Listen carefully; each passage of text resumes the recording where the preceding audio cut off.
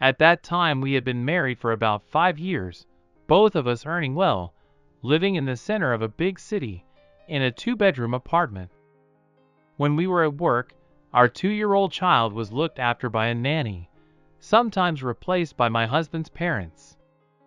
My husband and I had a great relationship. One day I got an email from an unknown email address that said, "Your husband is sleeping with Lisa." Lisa, that's his co-worker. The email was signed, "The Well-Wisher." I immediately deleted it and didn't believe a word of it, but doubts began to creep in.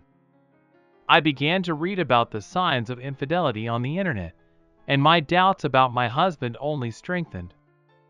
I found many signals that he was cheating on me. Except for the close relationship, we had it every day, if not more often.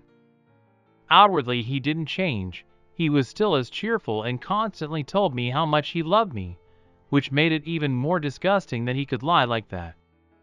I agonized for months, finding more and more circumstantial evidence, but no direct evidence. And then I got another message with attached pictures and video of my husband with that woman. In the photos, he was with her in different places on the street, in the office at work, in the cafeteria, and also in some suspicious places. In the photos, they were kissing and hugging. When I opened the video, I saw him having intimate relations with this woman. It was poor quality, taken on a phone, but you could make out everything. I was hysterical. My first inclination was to kill him, or at least confront him. But I restrained myself and pulled myself together, decided not to say anything until I decided what to do. I called a friend from our company, and she said she'd heard some gossip a few months ago, but she didn't know anything for sure. That was enough for me. Not only had I betrayed him, but everyone around me was making fun of me. I thought about it for days. My husband, of course, noticed I wasn't myself, but I told him I had a headache. I decided to get back at him, make sure to let him feel what it was like to be in my shoes. I guess I continued to love him, but at the same time, I started to hate him. I absolutely hated having an affair on the side, but overpowering myself, I started to respond to one guy at work for socializing.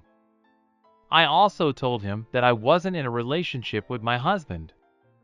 Then we began to meet after work, and eventually came to intimacy.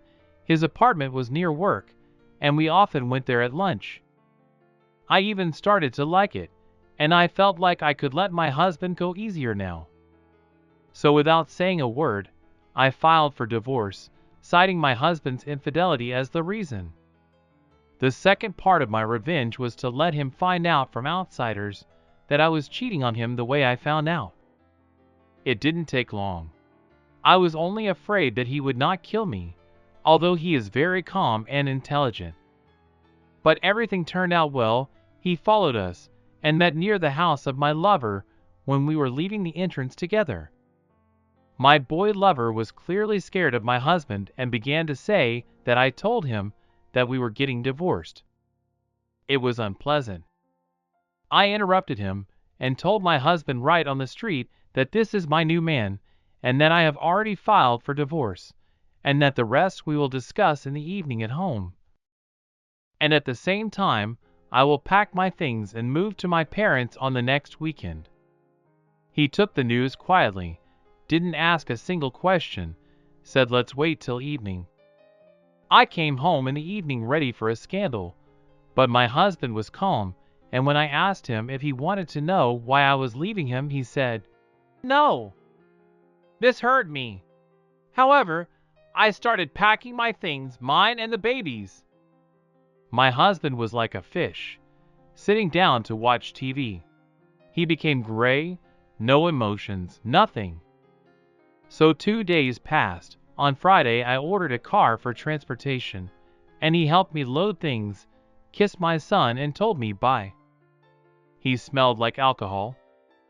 I told him that if he was interested, I sent him some pictures and videos on his soap that would explain everything to him. He just nodded. They were the shots I got in the mail. Plus, I took a couple candid shots with my lover and finished with, "I never had a good time with you. Goodbye." I really wanted to hurt him one last time. I moved out.